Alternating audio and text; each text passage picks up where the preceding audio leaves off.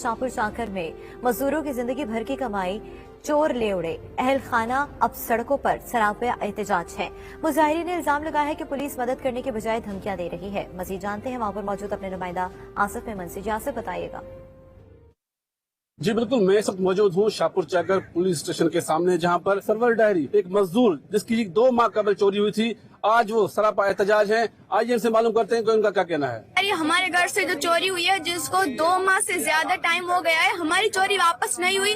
हमारे साथ इंसाफ नहीं हुआ, जबकि हमारी FIR भी जो है वो दर्ज हो चुकी है। मगर जब हमारे साथ इंसाफ नहीं हुआ और जब हमारे साथ SHO ने शाहपुर चाकर ने जब बदतमीजी की और मेरे बाबा के साथ, तो फिर हमने ये एहतजाज करना शुरू किया। और जब हम कितने एहतजाज कर चुके, शाहपुर चाकर प्रेस क्लब के सामने, शाहपुर चाकर थाने के मुख्य गेट के सामने हम 2 बार एहतजाज कर चुके हैं। नवाबशाह प्रेस क्लब के सामने और सांगड़ सिविल हॉस्पिटल से लेके और प्रेस क्लब तक हमने जो है ना नंगे पाँव मेरे और मेरे पापा ने मार्च किया है और एहतजाज किया है और रैली निकाली है। मगर उसके बाद भी जब हमारे साथ इंसाफ नहीं हुआ और हमारी चोरी रिकवर नहीं हुई, तो हमने जो है आज एक मरतबा दोबारा जो है हम ये एहतजाज करें। तीसरी मरतबा शाहपुर चाकर थाने के सामने हमने मेन नाके से मैंने, मेरी बहनों ने और मेरे बाबा ने जो है ना नंगे पाँव रैली निकाली है। जिसका कहना था कि हमने SP Sanghar, DIG office Nawabshah और शाहपुर चाकर में कई बार एहतजाज की है, लेकिन हमारे साथ इंसाफ नहीं हो रहा।